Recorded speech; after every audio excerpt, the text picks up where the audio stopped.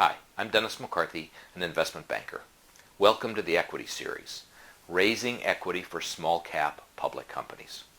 Now this particular video addresses a means for a company to raise equity through a private offering, what's commonly known as a PIPE offering.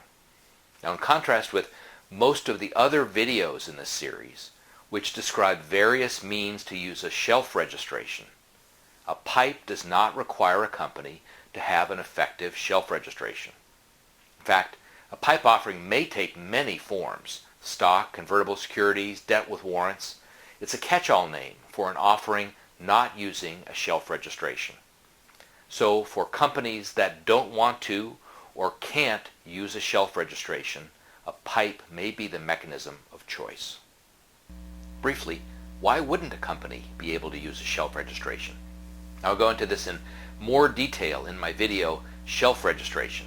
But in short, a company whose stock is not traded on one of the exchanges, or NASDAQ, can't use a shelf. Similarly, a company that has not filed its 10K or 10Q on time can't use a shelf. Also, a company that wanted to raise equity but didn't plan ahead to have an effective shelf registration might use a PIPE. Now, a couple of years ago, before the rules for shelf registrations were revised to permit widespread use by small cap public companies, PIPEs were a very commonly used form of offering. There developed a large universe of investors familiar with and willing to invest in this form of offering. The universe of PIPE investors, however, is still much smaller than the universe of potential investors in registered offerings.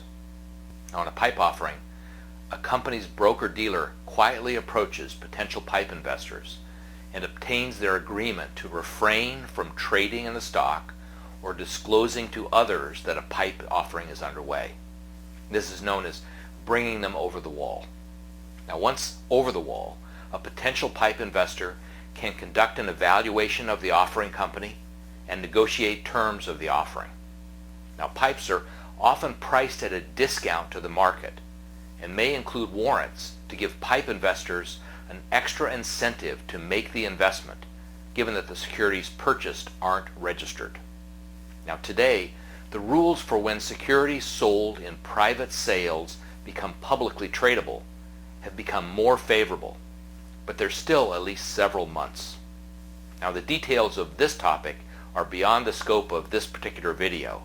Maybe one of my legal colleagues will weigh in on this topic. Also, on the issue of pricing, theoretically, raising a PIPE shouldn't trigger short selling in an offering company's stock. But there is the risk that word leaks out to Wall Street. It's possible, therefore, that the PIPE pricing will include both the PIPE investor's discount from the market price and also the impact of Wall Street shorting, a double whammy. Now, in the early days of PIPE financing, some PIPEs had terms that required a company to issue more shares to the investor if the company's stock price dropped below some threshold. Now, this structure, now uncommon, came to be known as toxic or death spiral securities.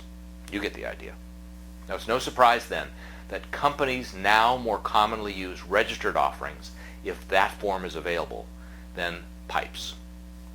Please contact me to help your company to raise equity or to complete other capital market transactions. Thank you.